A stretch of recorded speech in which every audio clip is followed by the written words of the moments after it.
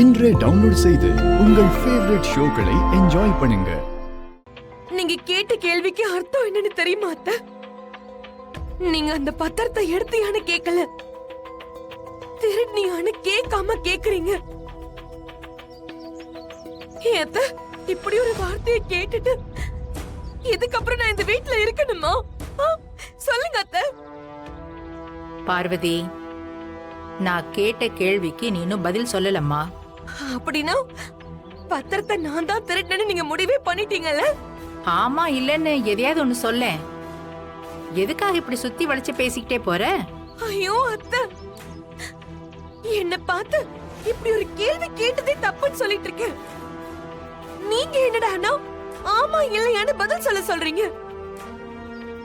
உங்களை மதிச்சு நான் பத்திரத்தை எடுக்கலன்னு சொன்னா கூட அது எனக்கு அசிங்கம் அத்தை.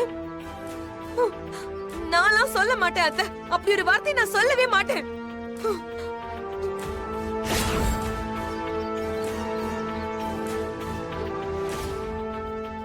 உண்மை பேசுறவன் திருடனாவே இருந்தாலும் ஒரே வார்த்தையில ஒத்துக்குவான். இந்த பொய் பேசுறவங்க தான் அப்படியே சுத்தி வளைச்சு 1000 கதை பேசுவாங்க. நான் தப்பு பண்ணலன்னு நிரூபிக்க 1000 வார்த்தை பேசிதான் அத்தை ஆகணும். ஓஹோ, உங்க சந்தேகத்துக்கு நான் ஆளாக முடியாது அத்தை. அப்படின்னா நான் பத்திரத்தை எடுக்கலன்னு ஒரே வார்த்தையில முடிச்சிட வேண்டியதானே? அப்ப கூட நீங்க விட மாட்டீங்கல்ல அத்தை? சரி அத்தை, நான் நிரூபிக்கிறதுக்காக உங்க மேல நான் சத்தியம் பண்றேன் அத்தை. ஏய்,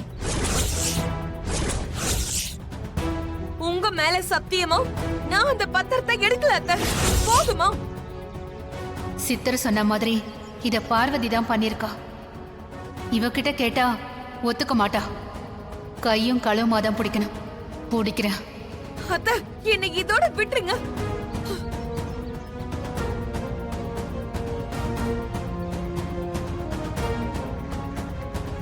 அடிப்பாவி, சத்தியத்தை கூட ஏன் தலையில அடிச்சு செஞ்சுட்டு போற? நான் செத்தா இவளுக்கு என்ன கவலை? சந்தோஷம் தானே படுவா. இதுல இருந்தே தெரியுது இவ தான் திருடி இருக்கணும். என்னைக்கு ஒத்துக்கலனாலும் ஒரு நாள் இல்லைன்னா ஒரு நாள் கண்டிப்பா கையும் களவுமா மாட்டிக்கதான் போறா. வர கார்த்திகை தீபத்தன்னைக்கு நிலப்பத்திரம் கைக்கு வந்தாகணும். அன்னைக்கே பூமி பூஜை நடந்தாகணும். அப்படி நடக்கலன்னா உயிரோடவே இருக்க மாட்டேன்னு சொல்லிட்டு வந்திருக்கான்.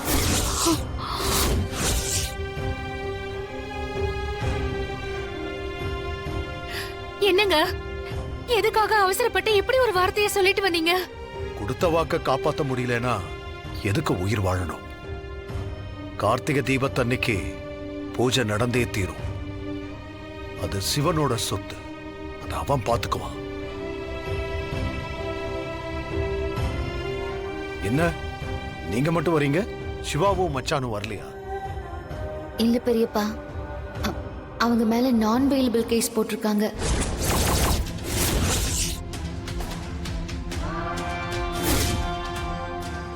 வசுந்தரா ஆபீஸ்ல போய் கலாட்டா பண்ணாங்க, அவ்வளவுதானே? இல்ல நான் பெயிலபிள் கேஸ் போட என்ன இருக்கு? அவங்க 2 பேர் பாக்கெட்ல இருந்தும் போதைப் பொருள் கிடைச்சதா சொல்லி அவங்க மேல போதைப் பொருள் கேஸ் போட்டிருக்காங்க.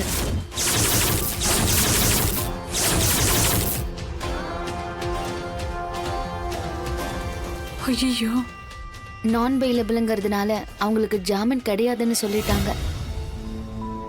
இவங்களுக்கு எதுக்கு இந்த வேண்டாத வேலை? அந்த வசுந்தரா என்ன லேஸ் பட்டாளா? அவகிட்ட மோதுனா சும்மா விட்டுருவாளா? இப்ப பாரு, போதை பொருள் கேஸ் போட்டிருக்காங்க. இனிமே அவங்க எப்படி வெளியில வர முடியும்? அண்ணன் ஊருக்கு முன்னாடி தலை குனிஞ்சு நிக்கிறத பார்க்க முடியாம நியாயம் கேட்டு போயிருக்கானுங்க. அதுக்காக போதைப் பொருள் கேஸ் போட்டுருவாங்களா? பாட்டி, வசுந்தராவும் புவனேஸ்வரியும் ஸ்டேஷனுக்கே வந்திருந்தாங்க. இனி பூர்வீக இடம் விஷயத்துல தலையிட மாட்டேன்னு சொல்லுங்க. அப்பாவையும் மாமாவையும் வெளியில விட சொல்றேன்னு சொன்னாங்க. எங்க மாமா சொன்ன மாதிரி நிலப்பத்திரத்தை நீயே கொண்டு வந்து கொடுப்ப, இவங்களை எப்படி வெளியில கொண்டு வரதுன்னு எங்களுக்கு தெரியும்னு சொல்லிட்டு வந்துட்டோம். அவங்களை எப்படி வெளியே கொண்டு வருவீங்க? உங்களால ஜாமீனே எடுக்க முடியல. அவங்க தலையெழுத்து ஜெயிலே கிடக்கணும்னு எழுதிருக்கோம் என்னவோ. ஜாமீன்ல என்ன சித்தி ஜாமீன்ல? இந்த கேஸையே ஒண்ணும் இல்லாம பண்ணி அவங்கள வெளியில கொண்டு வர முடியும். நாங்க கொண்டு வருவோம். சித்தப்பாவை பத்தி நீங்க கவலைப்படாதீங்க சித்தி. எப்படியும் அவங்கள வெளியில கொண்டு வந்துருவோம். அவ கேட்ட இடத்த கொடுக்கல என்னதோ அந்த வசுந்தரா என்னெல்லாம் பண்றா. நீ கவலைப்படாதய்யா. அவ பண்ற அக்கிரமத்துக்கு அவளுக்கான தண்டனைய அந்த சிவனே கொடுப்பான். என்ன மாயா, என்ன யோசனையா இருக்க? பெரியப்பா எவ்வளவு கம்பீரமா இருப்பாரு. இப்போ அவரே மனசுடைஞ்சு போன மாதிரி இருக்காரு. அவர் அப்படி பார்க்கவே முடியல சீனு. நம்ம உடனே கொஞ்சம் ஏதாவது செஞ்சு ஆகணும் சீனு. ஆனா நம்ம நினைக்கிறத விடவும் வசுந்தரா ரொம்ப மோசமானவளா இருக்காளே. இவங்க அடிதடி பண்ண வருவாங்கன்னு யோசிச்சு கரெக்டா அங்க போலீஸ வர வச்சிருக்காளே. நாம நம்ம பூர்வீக நிலத்தை பத்தி நினைக்கவே கூடாதுன்னு அவங்க 2 பேர் மேலயும் போதைப் பொருள் கேஸ் போட்டிருக்காங்க. இவங்கள காப்பாத்துற முயற்சியில இருக்கிறப்போ நம்ம இடத்த பிளாட் போட்டு வித்துடலான்னு அந்த வசுந்தரா நினைக்கிறா போல இருக்கு. இப்ப நாம என்ன பண்றது மாயா? எப்படி அப்பாவையும் மாமாவையும் வெளியில கொண்டு வரது? அதுதான் எனக்கும் புரியல சீனு. 2 பேர் மேலயும் அபாண்டமா கேஸ் போட்டு உள்ள தள்ளுற அளவுக்கு அவங்களுக்கு அரசியல் பலமும் பணபலமும் இருக்கு. ஒரு இன்ஸ்பெக்டரையே பணத்தால வளைக்க முடியுது. அவங்களும் அந்த வசுந்தரா தூக்கி போடுற பணத்துக்காக தன்னுடைய கடமையை மறந்து அவ சொல்றத அப்படியே செய்யறாங்க. இனி மாமாவையும் சித்தப்பாவையும் காப்பாத்துறது மட்டும்தான் நம்மளுடைய வேலை. நம்ம அந்த போலீஸுக்கும் வசுந்தராவுக்குமே நல்ல பதிலடி கொடுக்கணும். ஆமா மாயா, எவ்வளவு தைரியம் இருந்தா இது அத்தனையும் நான் தான் பண்ணேன்னு சொல்லி உன்னால முடிஞ்சதை பாத்துக்கோன்னு நம்ம கிட்டே சவால் விடுவா. அவளுக்கு சரியான பாடம் நம்ம கத்து கொடுக்கணும் மாயா. அது மட்டும் இல்ல சீனு, வசுந்தராவை சரியா சிக்க வைக்கணும். அன்னைக்கு கண்டிப்பா பூமி பூஜை நடந்தே ஆகணும். எல்லாம் சரி மாயா, ஆனா அதுக்கு நாம என்ன பண்ண போறோம்?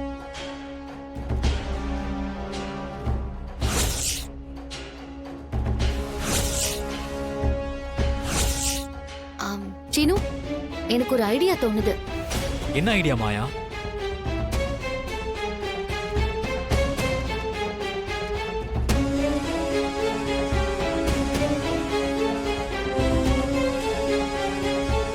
ஏய் மாயா, சூப்பர் மாயா.